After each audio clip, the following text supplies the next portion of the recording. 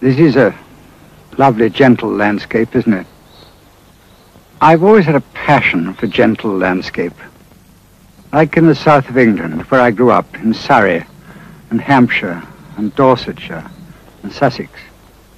And then later, in Lancaster County, Pennsylvania, the Amish country. And now here in Poitou, in the middle of France.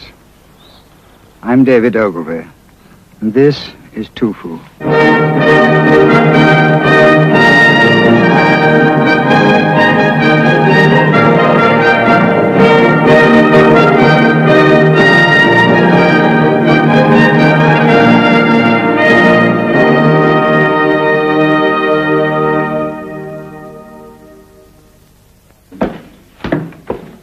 And it's one of the most beautiful flower arrangements you've ever made.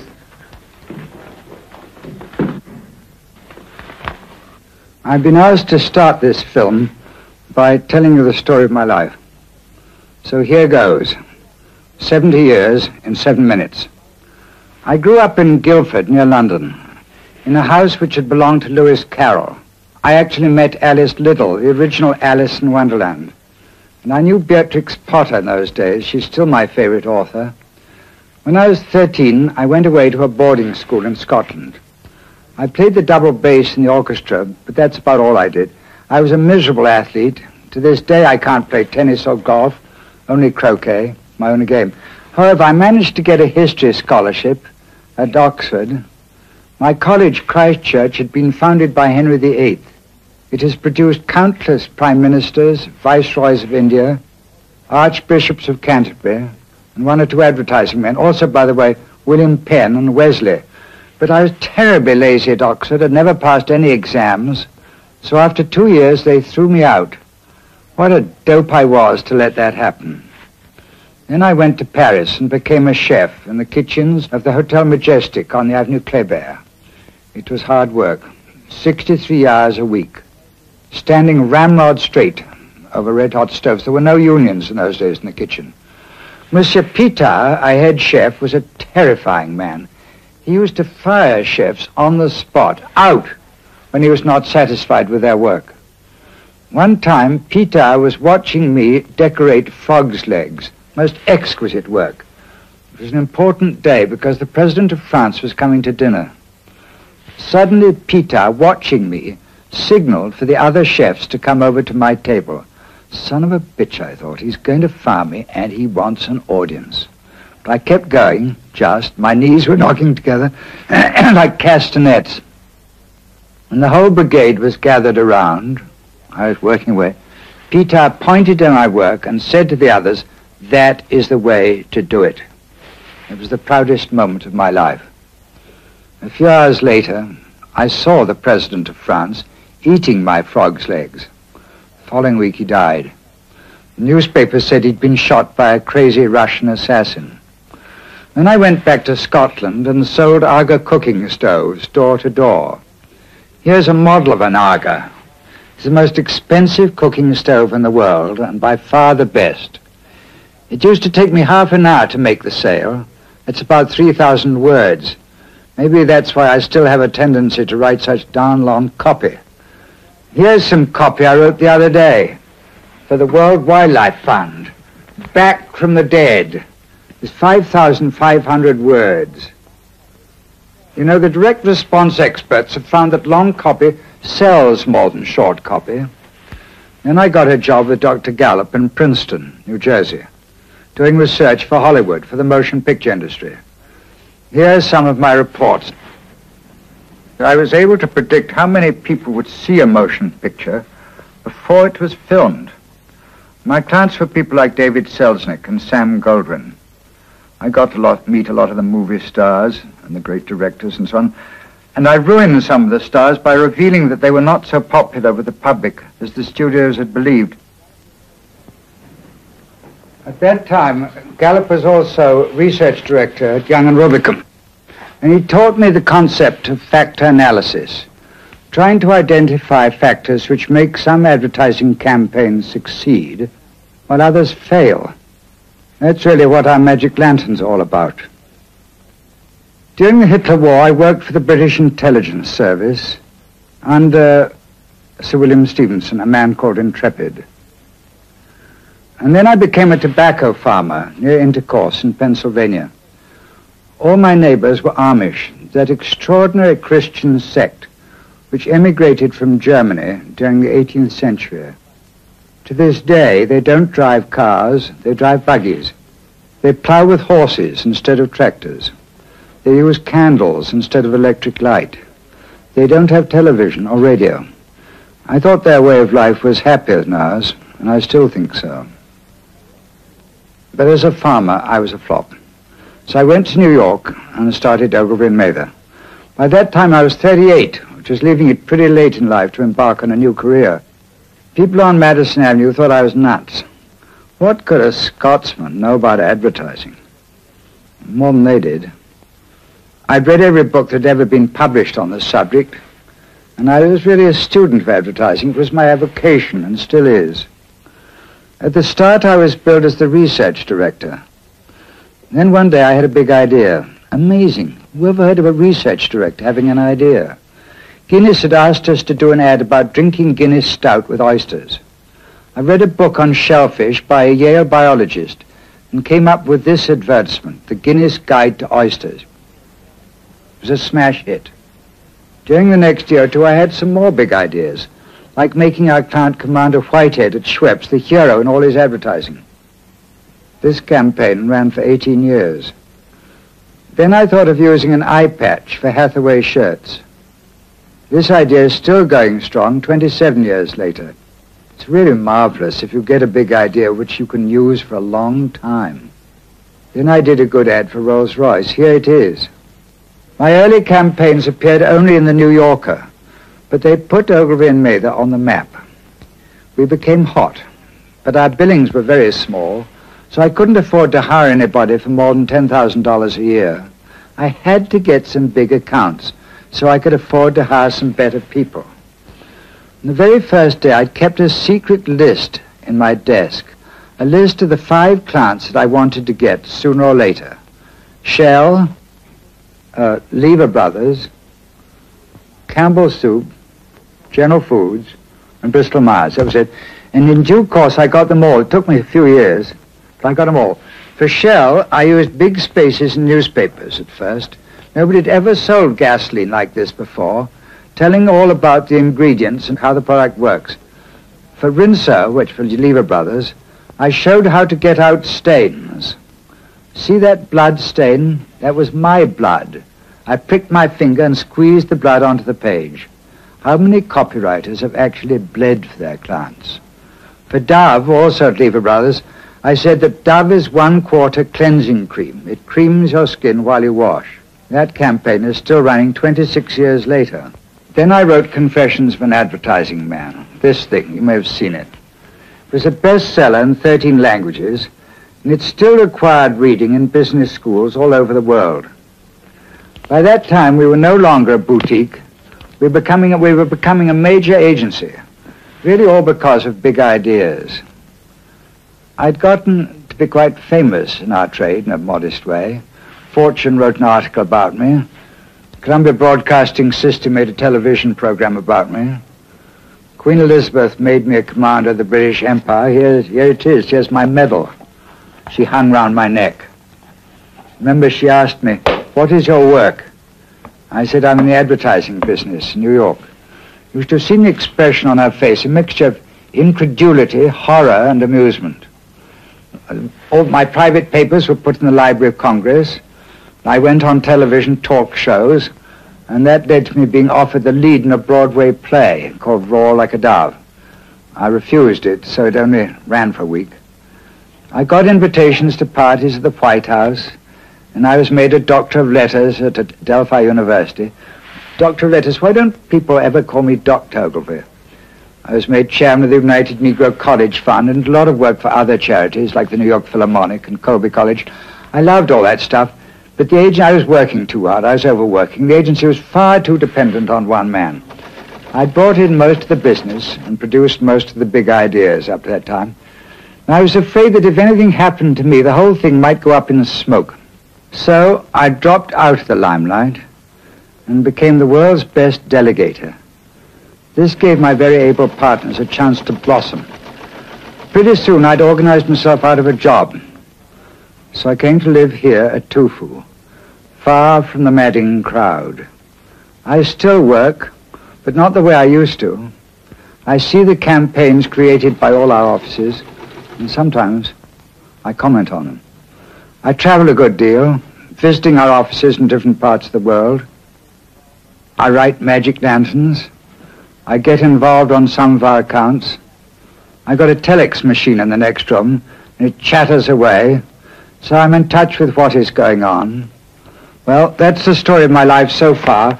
I've got some work to do in the next room.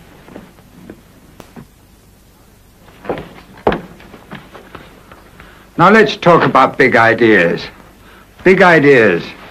Now that's what the advertising business is really all about.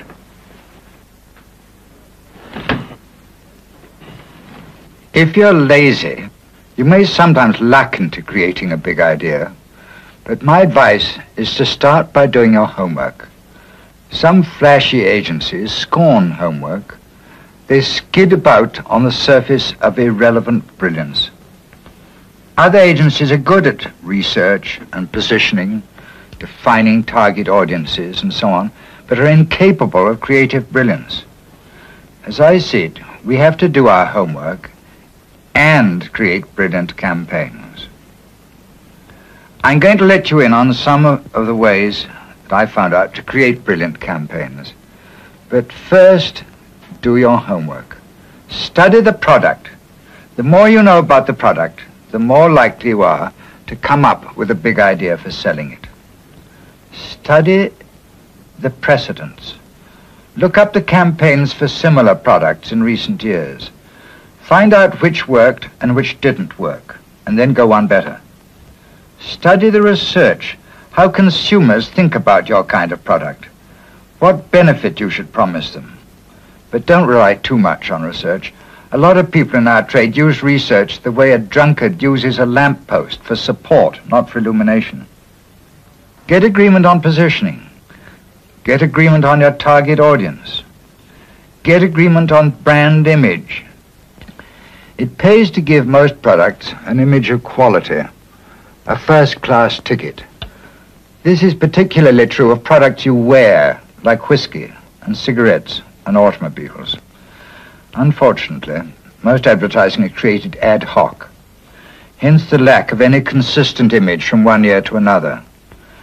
Don't get the idea that your office is the only one in Ogilvy and Mather. We have 91 other offices. If one of them creates a campaign, a good one, for one of our international clients, at least test it in your country. Resistance to using good ideas from other countries is almost always due to the not invented here syndrome, NIH. Why should multinational clients employ Ogilvy and Mather worldwide if our offices refuse to borrow from each other? You know, most advertising campaigns are much too complicated. They reflect a long list of objectives. They try to reconcile the views of too many people. By attempting too many things, they achieve nothing. Many commercials and many advertisements look like the minutes of a committee, which is what they are. Boil down your strategy to one simple promise and go the whole hog in delivering that promise. The promise should be important and unique. And use research to find out what promise is most persuasive. Look before you leap. Perhaps the single most important word in the lexicon of advertising is test. Always keep testing. Testing new ideas, new headlines, new levels of spending, new media combinations, new kinds of commercials. Test, test, test. That's why I think everyone should start his advertising career in direct response. Because in direct response you test all the time, and you acquire the habit of testing. Strategy is of paramount importance, but a good strategy can fail if it is badly executed. If nobody looks at your commercials, it won't do you much good to have the right positioning and the right promise. You can't save souls in an empty church. When Dr. Gallup was research director at Young and Rubicam long ago, He measured how many people read every advertisement. Now, after a time, he noticed that some techniques almost always performed above average.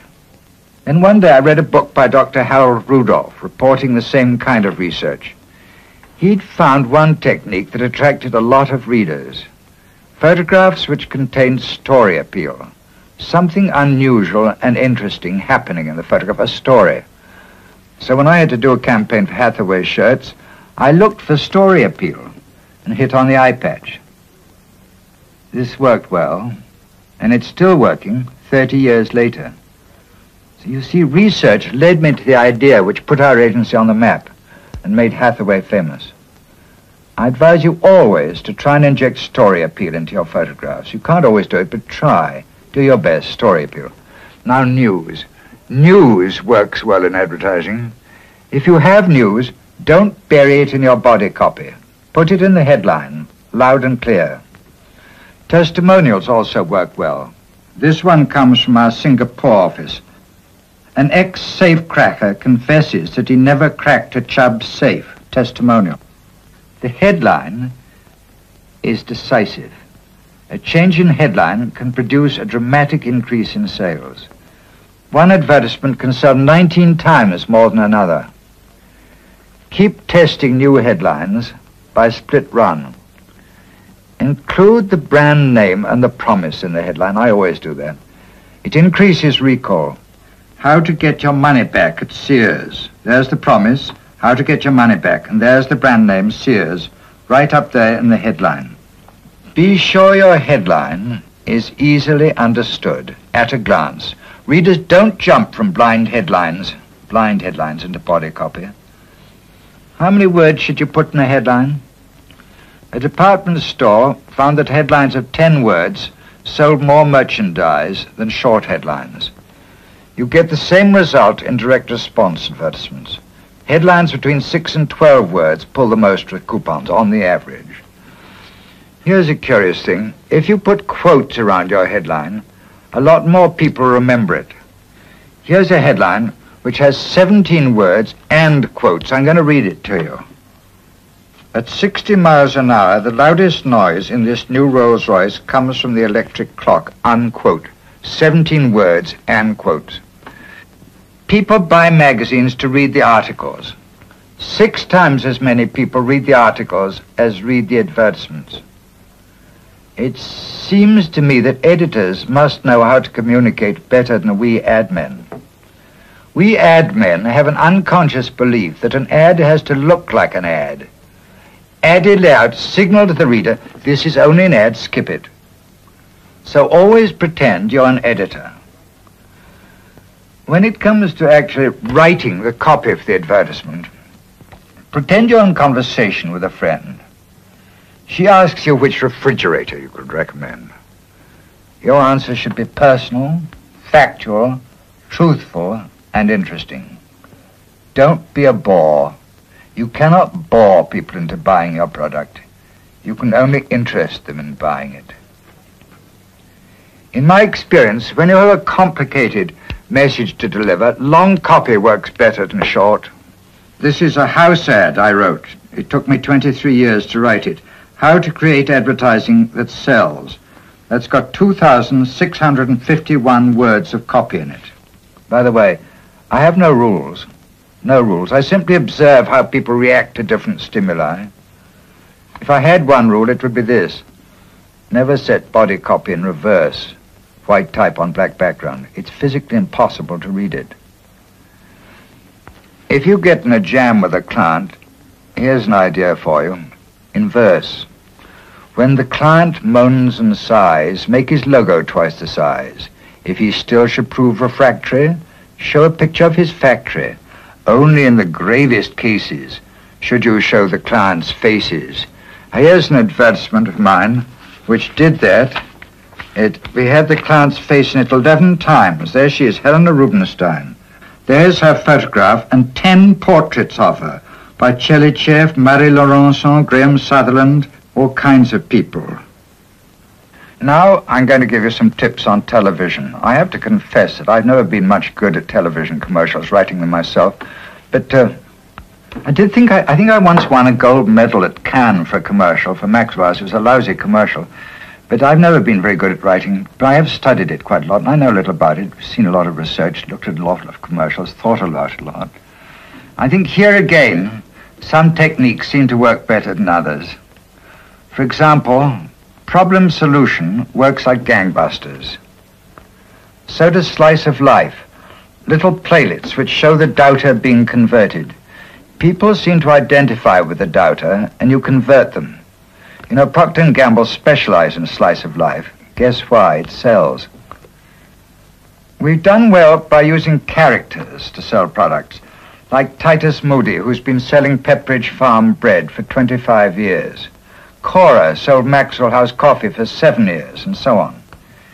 If I were you, I wouldn't use celebrities. Our research shows that people often remember the celebrity, but forget the product. I made that mistake once when I got Mrs. Roosevelt, Eleanor Roosevelt, to advertise margarine. Demonstrations are above average. You show how the product works. Here is one demonstration commercial.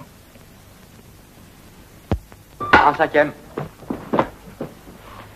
Regardez, nous allons vous montrer l'incroyable efficacité de la colle superglue. Lisez le mode d'emploi. Superglue colle le bois, le fer, la céramique et le caoutchouc en 10 secondes seulement. Et ce film est réalisé sans trucage. Bon. Et maintenant, qu'est-ce qu'on fait?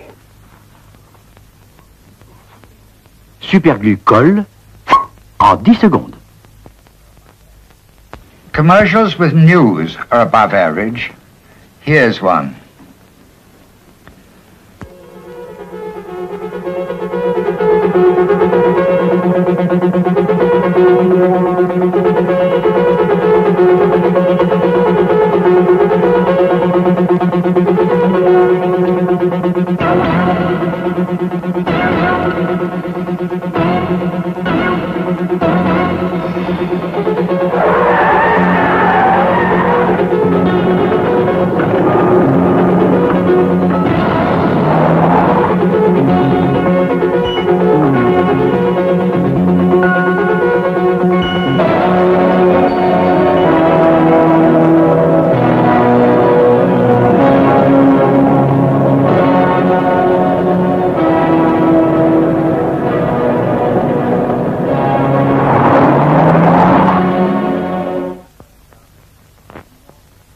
That was photographed in the north of Scotland, my native land. If your product is not demonstrable, not demonstrably better than competition, it often pays to use emotion. Here is an emotional commercial.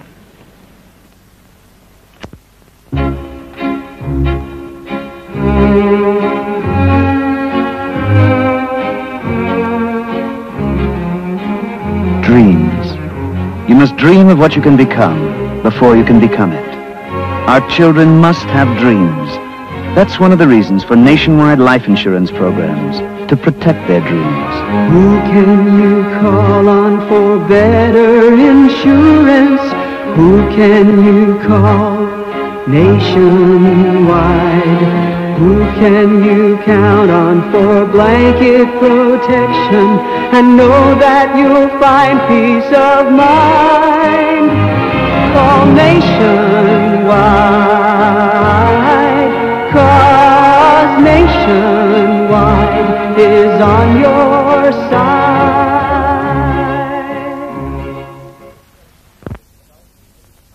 I have no research to prove it, but I believe that charm can be a valuable ingredient in commercials.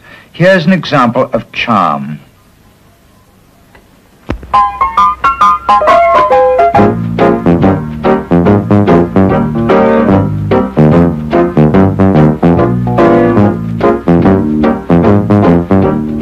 Chegou o Lipton, o mais inglês dos chás brasileiros.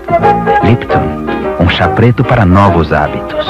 Entre no ritmo de Lipton, um chá para dois. O mais. For some products, nostalgia seems to work well. Here is an example of nostalgia.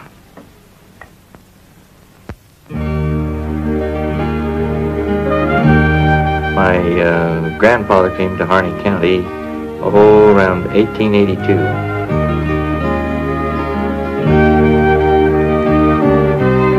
My dad was born here on the ranch, and my family's been here ever since. Howard Otley's a rancher in southeastern Oregon. You know, Harney County is still ranching country, and it's still pretty much the way it was. His way of doing things is still the natural way. And we believe that's the best way for living or brewing beer. That's why Blitz Weinhardt is brewed only with natural ingredients in the traditional, natural way. I haven't been to too many other places in the country, but I don't think there'd be many like this anymore. Blitz country. Natural country. Natural beer. When you're selling products to children, cartoons and animation can be effective. But animation doesn't work with grown-ups. Remember that. Now, what about music? Music can help you establish a mood, but for goodness sake, don't sing the sales pitch. 9 times out of 10, people cannot hear the words in a jingle. If you've nothing to say, sing it. Use close-ups as much as possible, especially when you're advertising food. For goodness sake, don't use visual cliches like happy families at the dinner table, sunsets and sunrises. Try to surprise people with things they've never seen before. Very few advertising people appreciate the supreme importance of casting. Eccentric casting can be incredibly effective.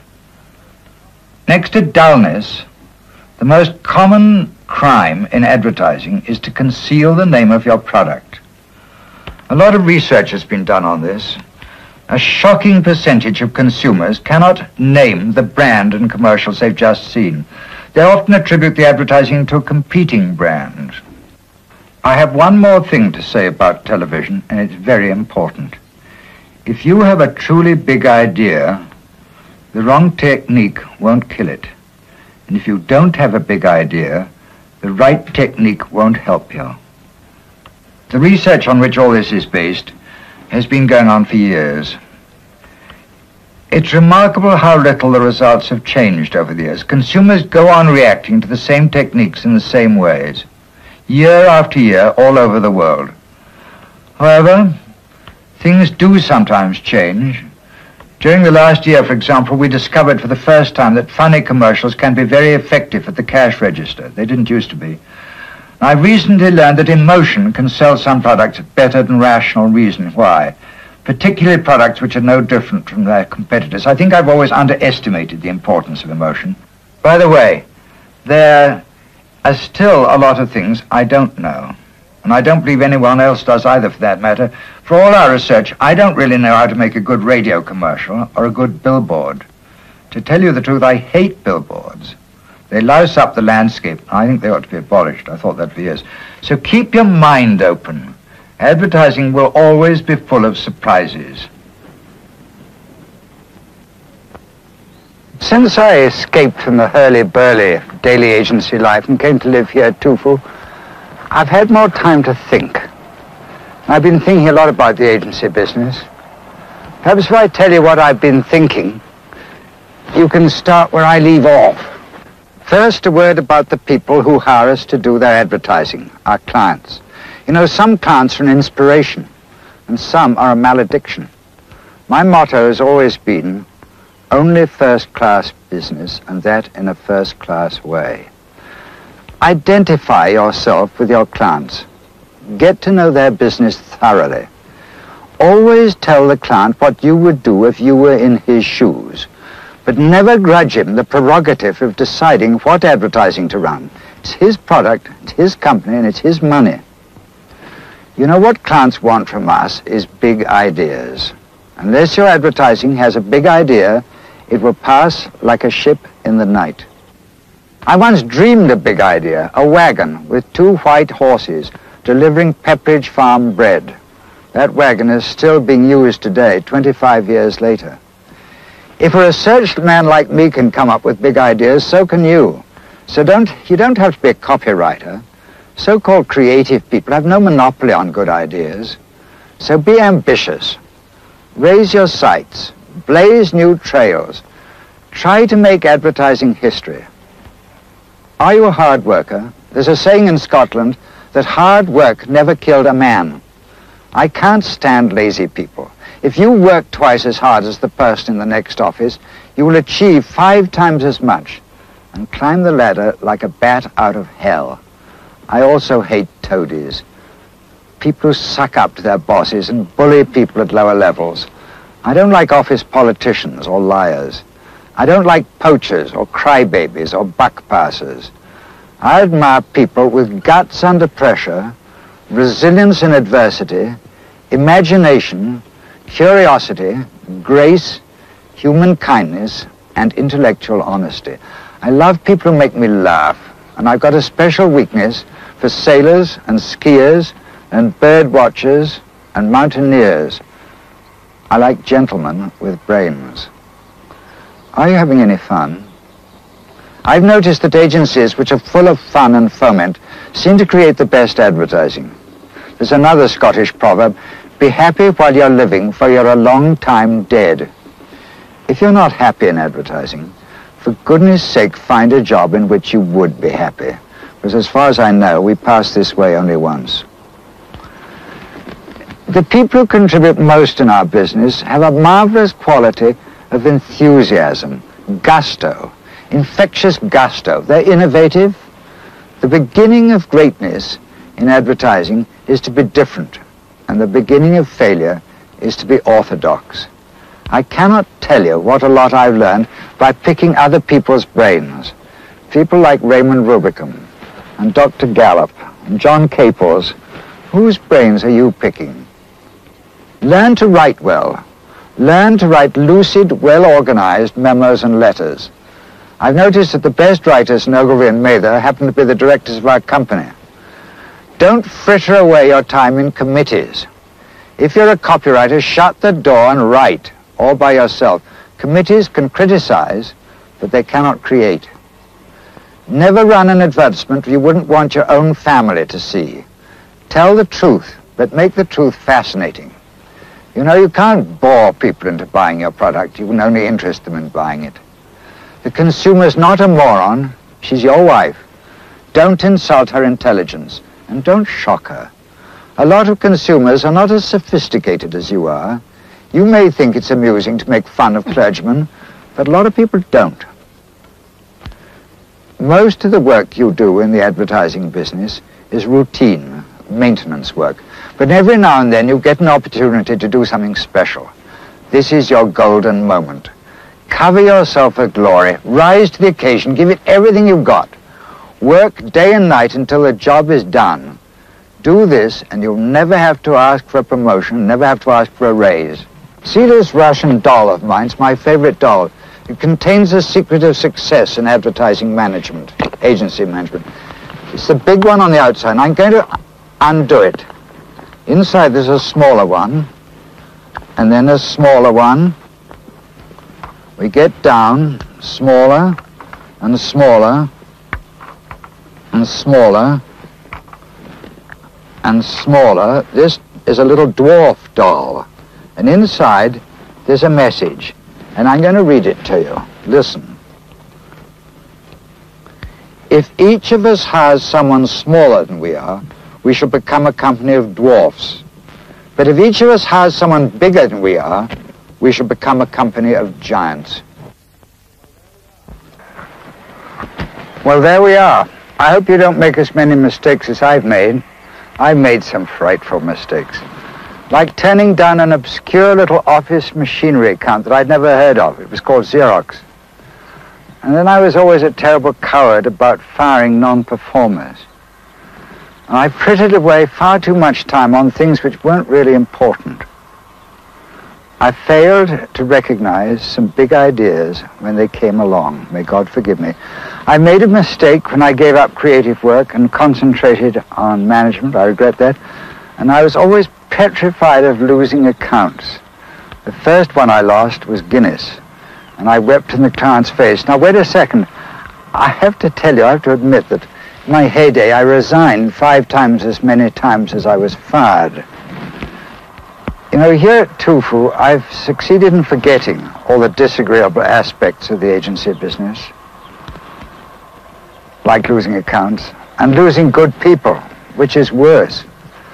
I've forgotten the hellish pressure, 16 hours a day, 16 days a week, 6 days a week, and 3 briefcases. I've gotten a lot of happiness out of advertising, like seeing poverty-stricken Puerto Rico become a little less poverty-stricken as a result of our advertising. I've never been bored by my job. Above all, I've made some wonderful friends. Friends with my partners, and with our clients, and with some of our competitors. I'd like to be remembered as what? As a copywriter who had some big ideas. That's what the advertising business is all about, big ideas.